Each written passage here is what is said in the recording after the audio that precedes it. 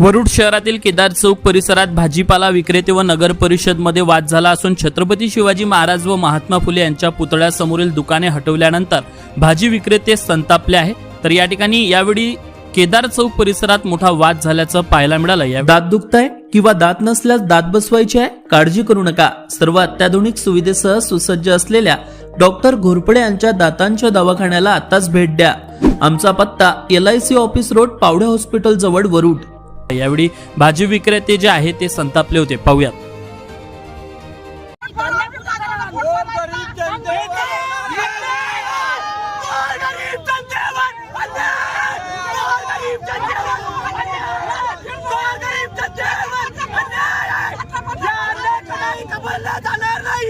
नगरपालिका याचा निशाण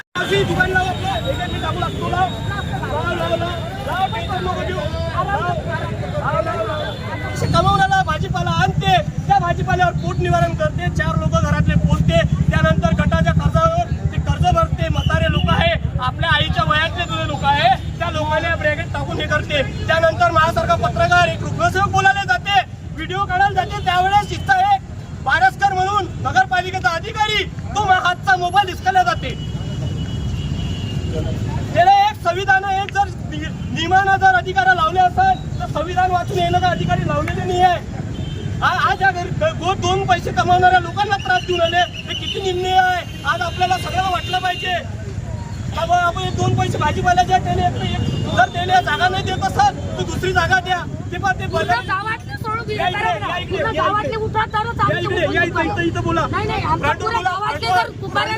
कुंभाराला जर जागा नसेल तर पूर्ण वरुड अमरावती त्या भाजी बाजार मध्ये एवढं मोठं अतिक्रमण आहे, बुधवाऱ्या दिवशी गाडी जात नाही, ते हटवलं जात नाही, ते दिसत नाही आणि या गरिबांच्या एवढं संकट करतात। आम्ही जागेवर कुठं करा एकच पण आमचा धंदा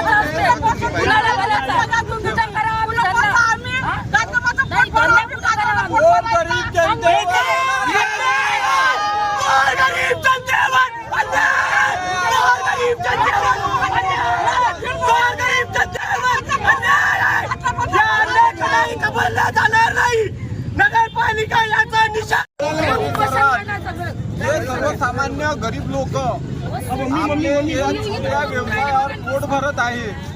नगरपालिकेच्या इकडून जे कारवाई होत आहे याचा आम्ही निषेध करतो, कारण की प्रत्येकाला आपला जीवन जगण्याचा अधिकार आहे। हे जे रोडवर व्यवसाय करून आपल्या गोरगरीब म्हटलं आपल्या मुलाबाळांच्या भाकरीची सोय लावते, हे सुद्धा या लोकांच्या पोटात येत आहे। माझं असं म्हणणं आहे की जर आपल्याकडून या गोष्टीची व्यवस्था होत नसेल तर त्यांनी नगर परिषदेने या लोकांना जागा देऊन त्याची काहीतरी व्यवस्था करायला पाहिजे, कारण की प्रत्येकाची आर्थिक परिस्थिती काही फारशी चांगली नाही। कारण की 50 लाख 1 करोडाचं सेटर घेऊन हे लोक काही म्हणजे सेटरमध्ये धंदा करू शकत नाही। नगर परिषद यांना मी नम्र विनंती करतो की हा जो वारंवार हा जो तमाशा केदार चौक इथे होत आहे याचा काहीतरी परमनंट इलाज काढावा व जेणेकरून या गोरगरीब जनतेवर सुद्धा उपासमारीची वेळ आली नाही पाहिजे। धन्यवाद। तर सेंट्रल गव्हर्नमेंटपर्यंत एकाच पक्षाची एक हाती सत्ता असल्यामुळे आणि विरोधक एकत्र नसल्यामुळे त्याचा गैरफायदा घेऊन हे प्रशासन भाजप प्रशासित सगळे हे राजकारणी आहे ते या गोरगरिबांवर विपक्षांची एकजूट नसली म्हणून त्यांच्यावर अन्याय करून त्यांच्यावर म्हणजे हे काढते काय म्हणजे लोकांना गोरगरिबांना कोणी त्यांच्या साईडने बोलण्यासाठी सक्षम विरोधक नाही, याचा गैरफायदा घेत हे एक छत्री अंमलाला बसवलेलं सरकार म्हणजे पिळवणूक करत आहे आणि त्याचा गोरगरिबांना वैयक्तिक त्रास होत आहे। या सरकारला जर एवढाच काँग्रेसचा किंवा विरोधी पक्षाचा राग असेल तर त्यांनी आमच्यासारख्या कार्यकर्त्यांवर गुन्हे नोंदवावे, चुकीचे आरोप लावून त्याच्यात आम्हाला अंदर टाकावं, पण या गोरगरिबाच्या लोकांना त्यांच्या म्हणजे जीवनावश्यक वस्तूसाठी कमाईसाठी असणाऱ्या दैनंदिन व्यापारात त्रास देऊ नये। कृपया एक म्हणजे आपलं एक जिव्हाळ्याचा विषय म्हणून गोरगरीब जनतेचा विषय म्हणून त्या गोष्टीकडे या ज्याच्या पाठी मांडणाऱ्या नगरपालिकेचा अध्यक्ष असो किंवा ह्या प्रशासक असो किंवा CO असो, या नगरपालिकेत CO कडून इतकी मनमानी चालू आहे हाच विषय नाही तर अनेक असे विषय आहेत आणि हा फायदा सगळा तो नगराध्यक्ष म्हणा किंवा ते सरकार म्हणा किंवा हा सीओ म्हणा फक्त विरोधी पक्ष एकत्र नसल्यामुळे या गोरगरिबांवर अन्याय अत्याचार करत आहे. गोरगरिबातला जर कोणी एखादा माणूस जर यापायी आत्महत्या करणार असेल किंवा त्याचं जर परिवार समोर म्हणजे रोडवर येत असेल तर या सगळ्या प्रशासनाला रस्त्यावर पकडून नाही जातीखाली तुळवले तर आम्ही विरोधी पक्ष जरी एकत्र नसू तरी या अशा समस्येसाठी सर्व विरोधी पक्ष एकत्र करण्याचा प्रयत्न करू आणि याच्यानंतर जसाच तसं उत्तर देण्याचा प्रयत्न करू. बरं, याच परिसरात बाजूनं सुद्धा दुकानं लागलेल्या आहेत, मात्र नियम सर्वांसाठी. श्रीमंताचे दुकानं आहेत, अनेक यांच्यातले ठेकेदार आहे, व्यापारी आहेत, त्यांच्यावर हे का करत नाही.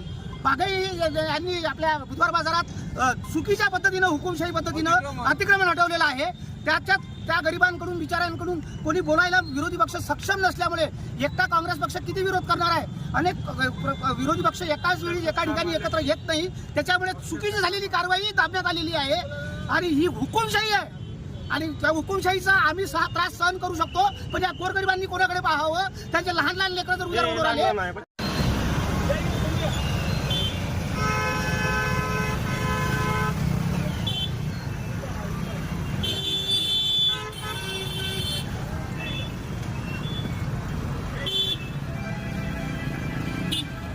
नमस्कार, तुम्ही पाहतात अमरावती टुडे न्यूज. अशाच प्रत्येक अपडेटसाठी चॅनलला आता सबस्क्राईब करा.